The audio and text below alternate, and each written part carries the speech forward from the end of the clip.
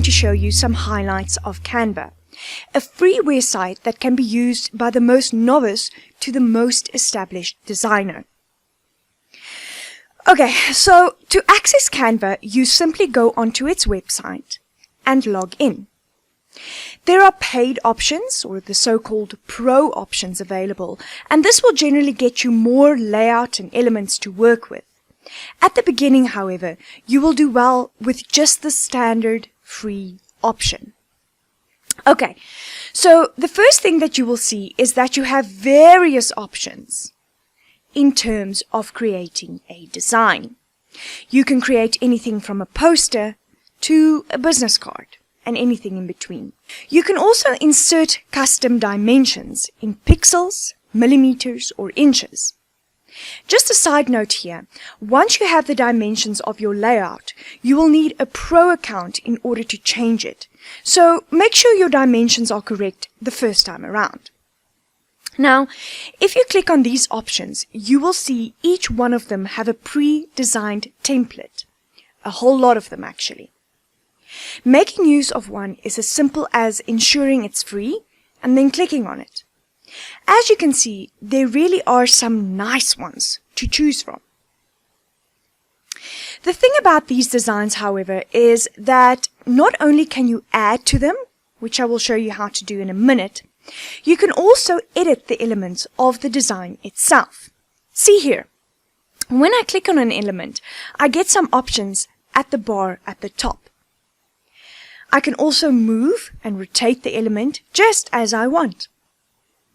Very cool is the fact that I can change the colors of the design. For example, if I have a color scheme in mind, or if I need to adhere to corporate colors, or if I simply want to speak to a design element such as unity and variety.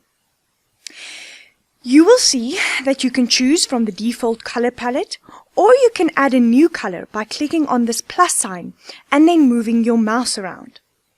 Once you found a color that you want to use often, write down the color code. Next time, you will then only need to type out the color code and you will get the exact same color again. To note, colors work the same for text as well as elements.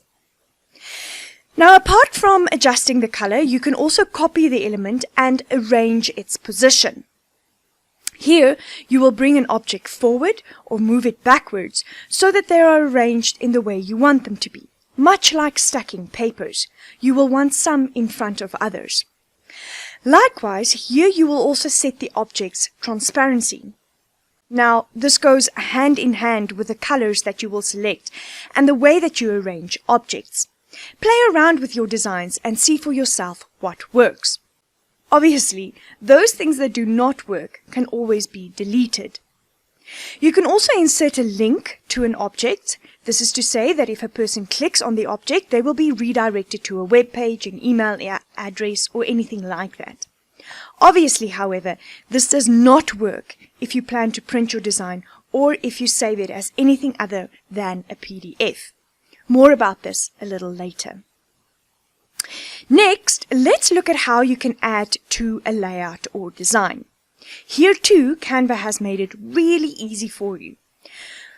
Right now we have the layouts selected, but as you can see, we have 4 more options. The first one is elements. Under elements, you have searchable databases with objects that you can use in your design. Many of them are free and some of them are paid for pro subscribers. The free photos especially are great on this program. They have tags, so you can search with keywords. Apart from photos, you will make use of illustrations, lines, and icons most often in your designs. These are especially good for designs of graphics that are to be incorporated into other presentations or layouts. Again, these are searchable and very awesome for us, easily editable.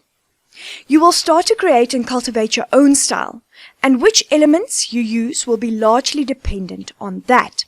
The key, honestly, is to play around, as this is how you realize what you like and don't like to use.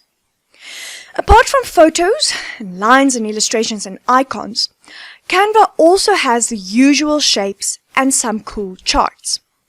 If you have a set layout, for example an A4 page which you will want to cut up into 2 parts, you can use the grid option as well. Now, I don't use this one too often as I like the freedom of spacing my designs freely. It really is up to you, however, and to what you are designing. The only element that I want to stand still on for a moment is frames. For the most part, frames work much in the same way as all other elements. You select one you like, click to incorporate it into your design. Nothing strange here. The reason why I'm standing still on this element is that it works together with an option over here, the Uploads option. As the name suggests, this is where you would upload images and graphics that you have saved on your computer. For example, your company logo, a corporate background, a photo, or whatever you like. Do take note that this upload section is only for graphics, not for text. I will show you how to handle text in just a moment. What you do is you simply click here and then select your image from wherever you saved it. It will take a moment to load and then it will stay in this pane even if you close up the program or move to a different design. When I scroll down over here, you will see all of my previous uploads. They stay as long as I want them. If I do not want them anymore, I simply click on this little information icon that appears when I mouse over one of them and then click on Trash. Anyway, once I have uploaded the images or graphics that I want to make use of, I can insert them into the frame that I have added to my design. You simply click your upload and then drag and drop it into the frame. Double-clicking on the framed object will make it editable so far as positioning it in the frame is concerned. Your uploads can also be added by themselves, just like any other element, although because you uploaded it, you won't be able to change the colors or edit it in the same way you would with the other elements. The last 2 things that we need to talk about on this menu on the left is the background and text options. There's nothing too complicated about the background option. It does exactly what it says it will do. It creates a background for your design. When you select one of these colors or one of these patterns, Canva automatically positions it behind all of your other elements as it is your background. Just one thing to note over here, you can change the color of your texture patterns just as you would any other element in Canva. Use these textures sparingly and with definite reason, however. They have a tendency to limit your design's capability of white space as a design and layout principle. Lastly, almost every one of your designs and certainly every one of your layouts will have text incorporated into it. Canva has 2 main options for you. Firstly, a kind of design it yourself section over here where you can play around with the headings, subheadings, and body text options. Or secondly, pre-designed and configured options with certain fonts that work well together. If you decide to use one of these pre-designed text configurations, you will have to note that they are made up of grouped elements. You will have to ungroup these elements in order to edit a certain one of them. Once you have done so, you are free to regroup them again. You can do this in Canva just like you would in any other program. You select multiple elements or objects by clicking on them while holding in your Shift key. Then hit Group. Sometimes you will want to group objects in Canva that cannot be easily gotten a hold of. In that case, take your mouse outside of the design area, click and drag your mouse over the area where all of the objects appear that you want to group. You can also deselect any that you accidentally included, and then you just hit Group again. This is really handy for when you want to make sure some objects shift or move together when you make adjustments to your bigger design or layout later on. Good. Now, while we are talking about the design space over here on your screen, take note with me of the options that you have. Firstly, you can add a new page to your design. This page will be in the same dimensions as your first page. Your page can either be blank with just your background on it, or you can use this button over here to duplicate a page. This is of course handy if you have a template that you would want to use over several pages. If you do not want any of the pages any longer, you simply delete it. Some of the designs that Canva offers has more than one page built into the design. These are signified in this way.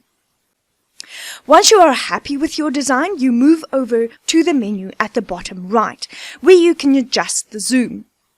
View your whole design in its full screen mode like this before you finalize it. I find that I come across many mistakes when I do this. It is also only once I view the design holistically that I can judge to what degree I am happy with all the design and layout principles being met in my design. If I'm happy with it, I can go ahead and prepare it for dissemination. The option that you will use most often to do so is this download button.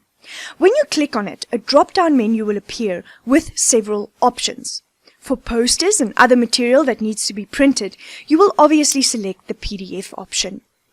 The print version has a better resolution than the standard version. I recommend this for especially larger files. For example, if you do your design on an A1 sheet. For designs that are going to a web page or something like that, you might want to select the PNG option.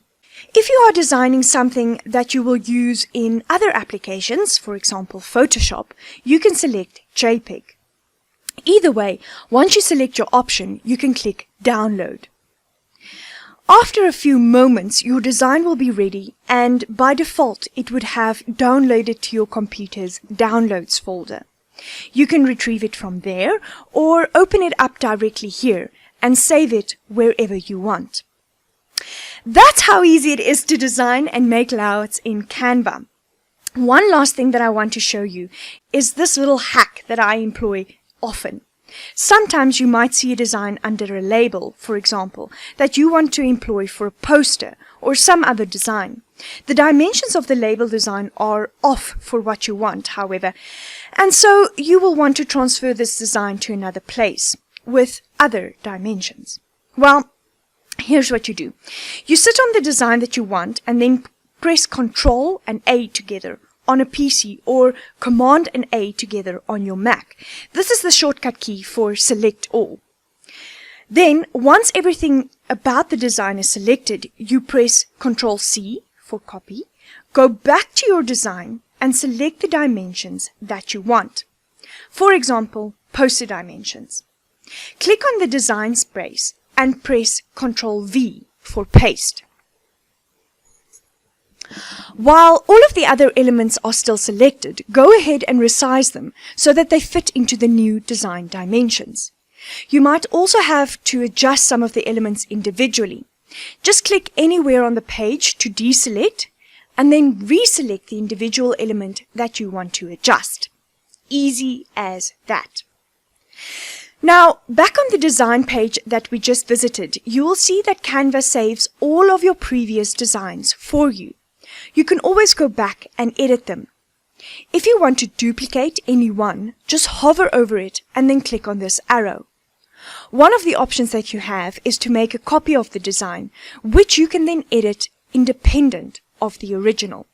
This is to say, you can change the copy without making changes to your original design. Okay, so this is about it for Canva. As you play around with the application, you will become more confident in exploring the many options and your many more crazy and creative ideas. Oftentimes, I use Canva in conjunction with Photoshop when I create a design and when I do layouts. In the next few videos, I will show you exactly how to do that.